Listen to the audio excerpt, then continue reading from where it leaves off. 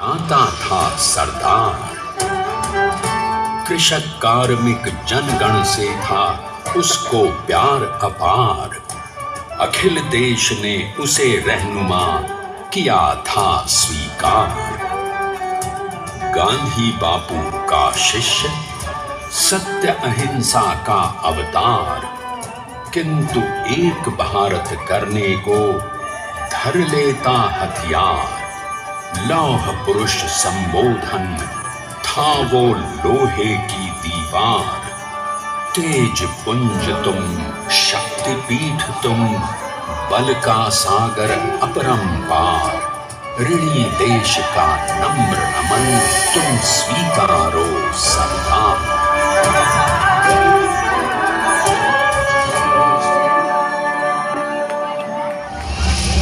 1857 में अंग्रेजों को ललकारने वाले पहले स्वतंत्रता संग्राम के एक सक्रिय सिपाही थे झवेर भाई पटेल। करमसद गांव के इस बहादुर देशभक्त किसान और उनकी पत्नी लाडबाई के 5 बेटों और 1 बेटी में से चौथे पुत्र थे वल्लभ भाई।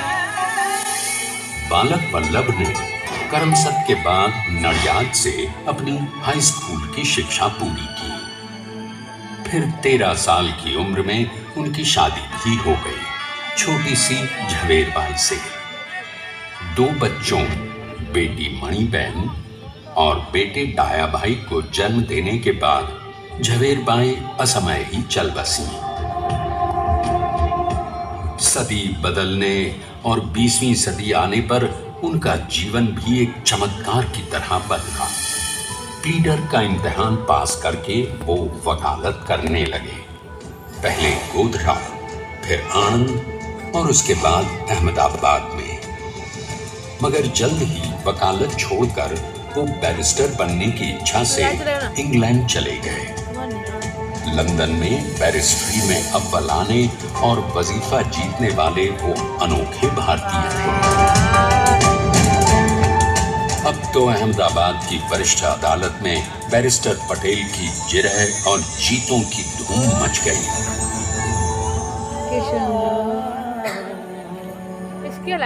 तभी एक युग पुरुष ने वल्लभ भाई के जीवन की धारा ही बदल दी।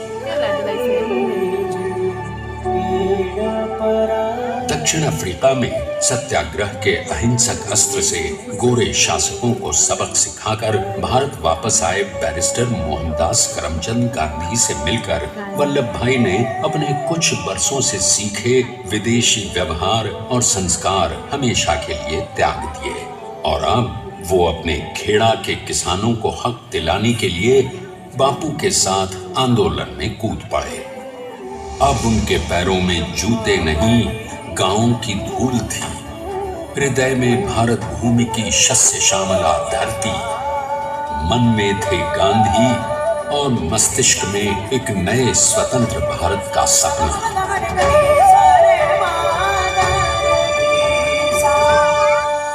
तभी बारडोली के मजबूर मजलूम किसानों की यातना का समाचार उनके पास पहुंचा। तुरंत वल्लभ भाई वहां पहुंचे और यूं शुरू हुआ भारत का सबसे बड़ा और सफल किसान आंदोलन बारडोली। वल्लभ भाई ने बारडोली के 87,000 किसानों को ऐसा अटल अडिग अचल मनोबल दिया कि अंग्रेजी सरकार हिल गई और 1 बरस के बाद उनका लगान माफ कर दिया गया। अब तो पूरे देश में लोग वल्लभ भाई के नाम की कस्में खाने लगे। स्वयं महात्मा गांधी ने कहा, अब वल्लभ भाई मेरे शिष्य या साथी नहीं, सारे देश के सरदार हैं और देश को मिल गया एक अनोखा असरदार सरदार।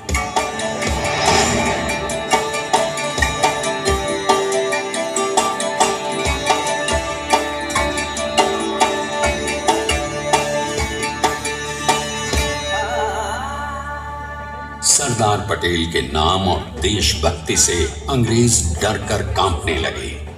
1930 के नमक सत्याग्रह और दांडी कूच में वो बापू से भी पहले गिरफ्तार किए गए। तो सन 1932 में फिर उन्हें बापू के साथ ही जेल में 2 सालों के लिए डाल दिया गया। मगर आजादी के दीवानों को, स्वतंत्रता के परवानों को कौन गिरफ्तार कर पाया है? जेल से छूटते ही सरदार को कांग्रेस के नए राष्ट्राध्यक्ष पद पर चुना गया और उनकी सरपरस्ती में राष्ट्रवादी भारतीयों ने तमाम ब्रिटिश सूबों में जीत हासिल कर वहां अपनी स्थानिक सरकारें बनाई।